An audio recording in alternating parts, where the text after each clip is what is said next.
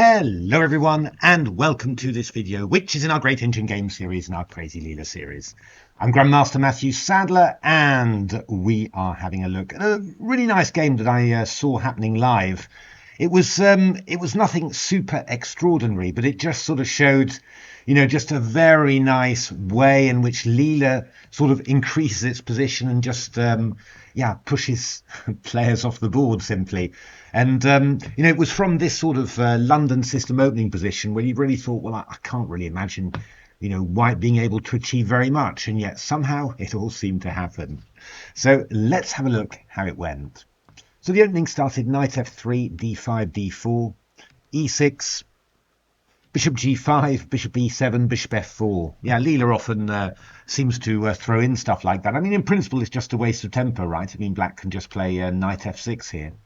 But Leela doesn't particularly seem to mind somehow in some positions. It's quite interesting. I mean, some positions it's going really fast, right? I mean, Leela's just launching an attack straight away with odds, and sometimes Leela's just sort of playing around and seemingly biding its time somehow. So black played bishop d6 now, which means that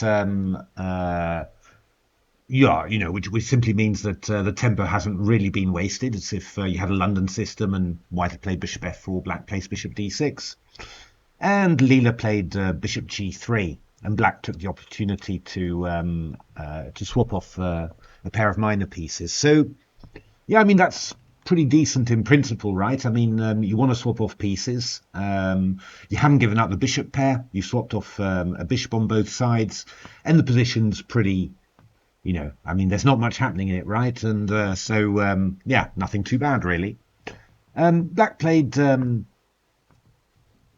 maybe a slightly ambitious move, knight e4, bishop d3, knight d7. Perfectly fine. The other knight's coming to f6.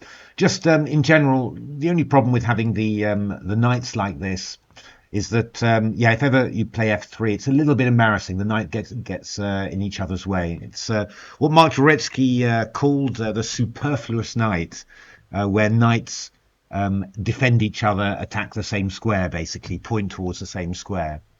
But, I mean, nothing too terrible. This is a little bit strange from black. Bishop d7, knight e5. Bishop d7, castles first from white. So I was sort of wondering actually whether Leela would try and do something on the h-file quickly, but Leela just decided to castle. Black played bishop c6, playing very cautiously here, trying not to weaken the queen side. Knight e5 and then castles. So black's sort of offering white the opportunity to exchange off another set of minor pieces, but in general Leela doesn't particularly want to do that. Leela's always trying to keep it at one set of minor pieces maximum that get exchanged.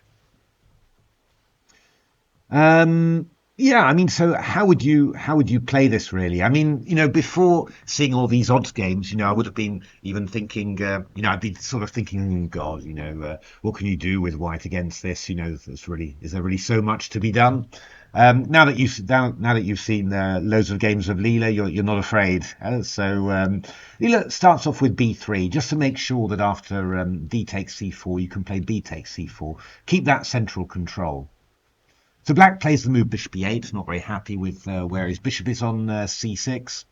And Leela plays the move g4, just to, looking to play the move f3 because there's no longer any knight takes g3 and getting ready to play g5 later. Well, h6 played by black, and now Leela took the chance to move the knight back. c5, knight c8. Well, so far, I mean, it hasn't been particularly distinguished from black, but, on the other hand, the choice of opening was solid, simply, and basically, black's still vaguely looks okay, right? I mean, at some stage you'll play knight e7 to c6, try and swap off a knight, or knight d7, I mean, how good is it for white? But I think it's in this stage that Leela really, starts transforming the position into something where danger exists for the opponent. And I think if there's one takeaway that you have from all these odds games, is that human players are extraordinarily bad at coping with danger. And there's definitely, the strong players are I think are still extremely bad, at short time controls. Obviously, the the more time they have, the better they get at dealing with a certain amount of danger. The weaker players, are still vulnerable, up to quite long time controls somehow. And you also feel there's a certain amount of danger that a human can deal with in one game, and after a certain moment it just gets too much simply. But yeah, and that's what Leela's managing to do all the time: put danger in the position and let the human players mess it up themselves somehow.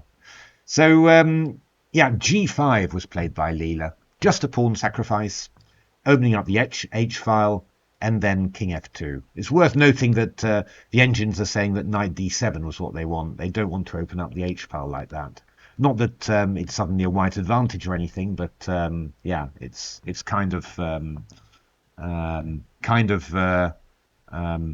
potentially unpleasant.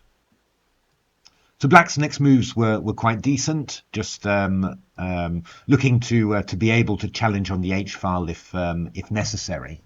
Obviously, there's a bit of a logjam of pieces here, so Black's going to have to do something to get them off the back rank, so that the Queen can also assist in supporting the Rook. Yeah, and Leela's next move was really nice. I really liked it. I was sort of expecting a doubling of the H on the H file or something, but Leela's move is just a little bit nicer. Leela plays G4, which stops the knight coming to H5, stops a knight coming to F5 there. And after knight E7, played King G3, and this is really flexible.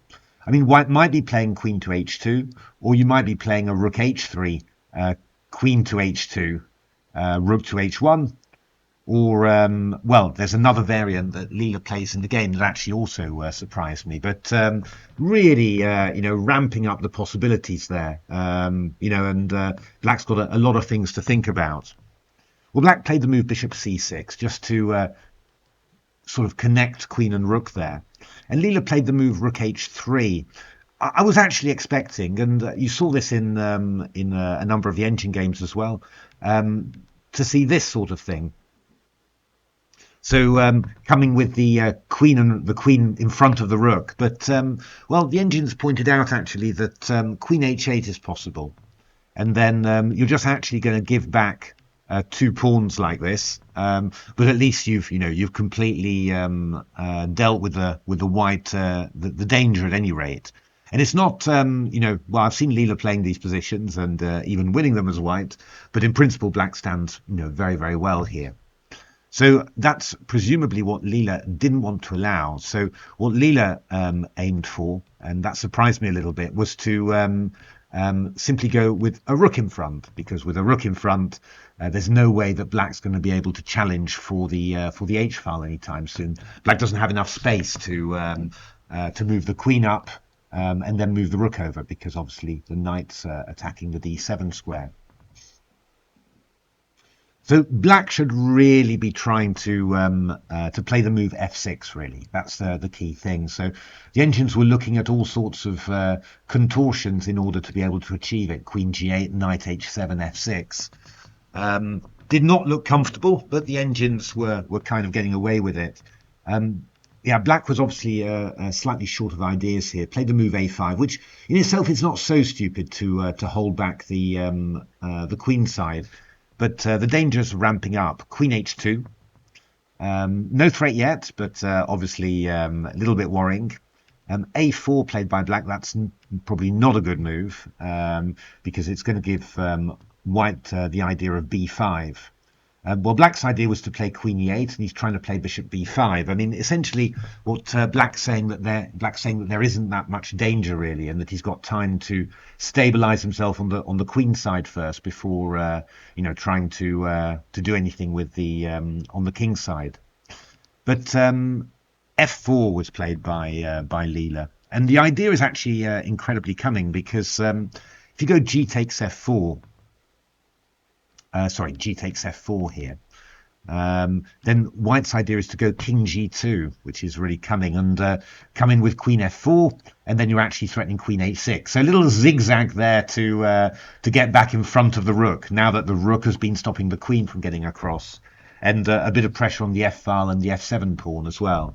It's really, really clever, all this. It's so clever. So Black wasn't quite sure, didn't really want to allow any of that.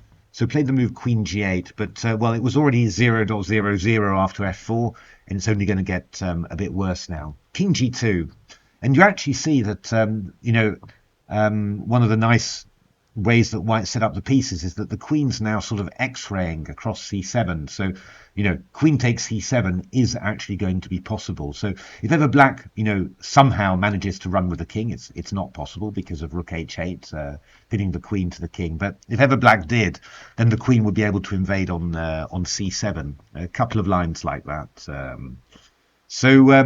Black played the move a3. So again, looking, vaguely hoping to do something on the queen side, hoping that White doesn't have anything. But yeah, somehow, Leela always does manage to make something of it. And well, here it's not so surprising.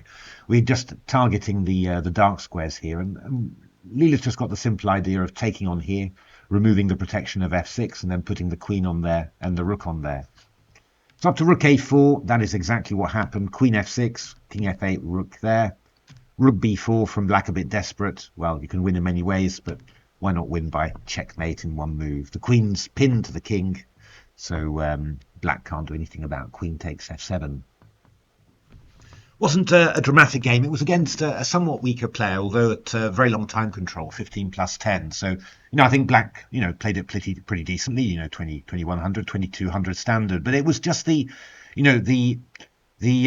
calmness of it, and Leela just castling kingside and then just gradually increasing the position, some stabilizing moves just to dissuade Black, make it less attractive for Black to open up the center, and then opening up the king side, and then the slow build up, the flexibility of the pieces and all of that. It was just really, really nice, and it's a very nice example of good positional play, simply. So that's why I liked it very much when I watched it. So I thought that would be a good one to share there. So and again, Leela just always adding danger to the position, because well, Leela knows, or Leela's training has figured out that human players are not very good at coping with danger, and the shorter the time control, the more serious the issue for the human players.